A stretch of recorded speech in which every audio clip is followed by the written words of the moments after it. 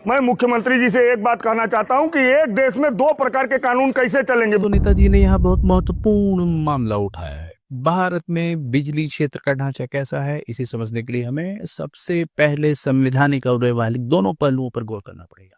तो व्यवहारिक स्थिति की क्या ही बात करें, थोड़ी सी संवैधानिक स्थिति की बात कर लेते हैं।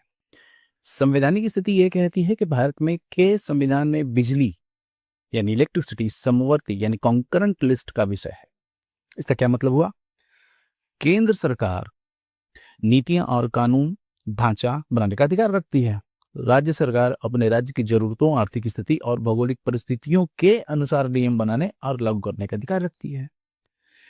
तो नेताजी, अगर देश के अलग अलग राज्यों में बिजली के अलग अलग नियम हैं, तो संविधान के साथ है, ये तो संविधान में परिभाषित है कि ऐसा किया जा सकता है। तो आपको क्या समस्या है इसमें?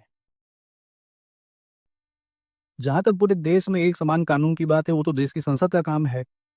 इसमें मुख्यमंत्री का क्या काम है, क्या रोल है? आप प्रश्न ही गलत आदमी से पूछ रहे हैं। नेताजी, थोड़ा होमवर्क वगैरह करके आया करिए यार, मजा नहीं आता इस तरह से।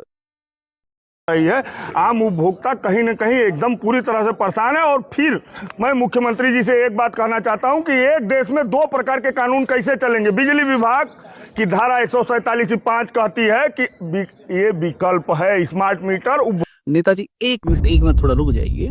बिजली अधिनियम की धारा माफ कीजिएगा, बिजली अधिनियम 2003 की धारा 147 का मूल विषय दंड अन्य देयताओं को प्रभावित नहीं करेंगे, यानी penalties not to affect other liabilities है। इस अधिनियम की मूल संरचना में धारा 147 एक एकल पैराग्राफ या संक्षिप्त प्रावधान के रूप में है, जिसमें धारा 147(5) जैसी कोई उपधारा मौजूद नहीं है।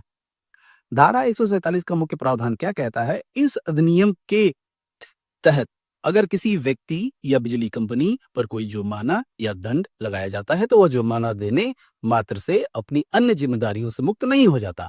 यह दंड अन्य कानूनी देयताओं के अतिरिक्त होगा। इसे आप इस प्रकार समझ सकते हैं कि मुआवजा, यदि गलती या लापरवाही की वजह से किसी को नुकसान हुआ है, तो विभाग या व्यक्ति को उसका मुआवजा अलग से देना होगा।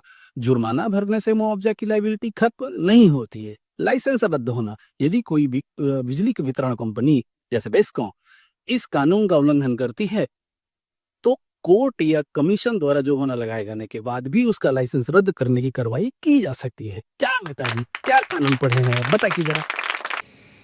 एक रिक्वेस्ट है नेताजी, अपना भी बिल भर ही दीजिए आप।